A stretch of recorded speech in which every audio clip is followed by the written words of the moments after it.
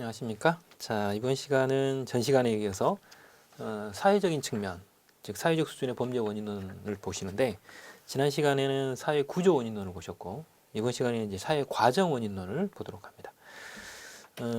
이 사회 과정 원인론은 지금 여러분들이 앞에서 보셨던 실경의 아노미 이론과 관련된 긴장 이론은 사회 구조 원인론 쪽에 상당한 영향을 미쳤던 그런 부분이고요. 따르드의 모방 학습 이론은 서덜런드의 차별적 접촉 이론 쪽으로 이렇게 이론에 영향을 미칩니다. 그러다 보니 사회 과정 원인론 쪽에 상당한 이론이 전개가 됐습니다. 근데 여기서 이제 여러분들이 보실 때 주의할 점은 뭐냐면 이 범죄 원인론이든 범죄 통제론이든 간에 여기서 이제 이 범죄학 이론들은 앞에 어떤 이론들이 나타나면 그의 영향을 받기도 하지만 그 영향에 따라서 모순된 혹은 뭔가의 문제점이 있습니다.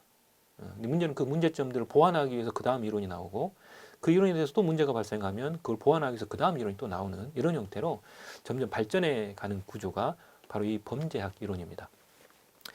이랬을 때 이제 사회 과정 원인론의 첫 번째가 사회 학습 이론이고 두 번째가 사회 통제 이론이고 세 번째가 낙인 이론으로 이렇게 구성이 되어 있는데요.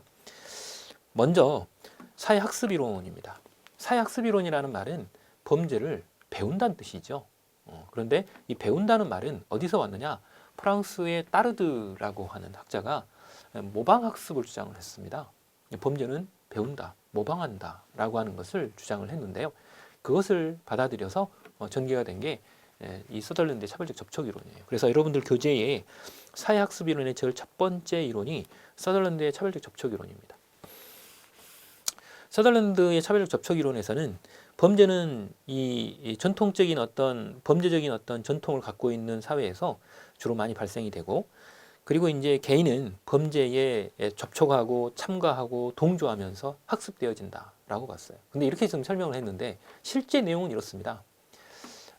범죄자가 되기 전에 어떤 과정을 거쳐서 범죄가 됐냐면 범죄적인 성향이 있는 사람을 자주 만나고 그 사람으로부터 강한 영향력을 받고 이랬을 때에 결과적으로 강한 자극으로 인해서 내가 범죄자가 된 것이다 라고 표현을 합니다. 근데 문제는 이 서덜런드의 이 차별 접촉 이론에서는 또 하나의 이제 특징이 하나 있는데요. 그러면 내가 만나는 사람이 범죄자이면 나도 범죄자가 되고 내가 만나는 사람이 선한 사람이면 나도 선한 사람이 돼야 되는 이런 부분이다라는 거죠. 그런데 왜 교도관들은 범죄자 소굴 속에서 사는데 범죄자가 안 될까? 이런 부분들은 그 사람이 정신적인 영향력을 미친 게 아니라는 거예요. 그죠? 범죄자 속에 들어가서 사회를 복귀시키기 위해서 갱생을 하기 위해서 교정을 하기 위해서 뭐 스님이 들어가기도 하고 목사님이 들어가기도 하고 신부님이 들어가기도 합니다. 근데 왜 그 사람들은 범죄자를 만나는데 범죄자가 안 될까? 이건 오히려 그 사람들이 영향을 미치러 들어간 거지 범죄자로부터 영향을 받으러 들어간 게 아니잖아요. 바로 그거예요. 그래서 차별적 접촉 이론에서도 결과적으로 누구를 만나서 어떻게 영향을 미치느냐, 얼마나 자주 만나느냐, 얼마나 강한 영향력을 받았느냐 이런 것들을 본다라는 거예요.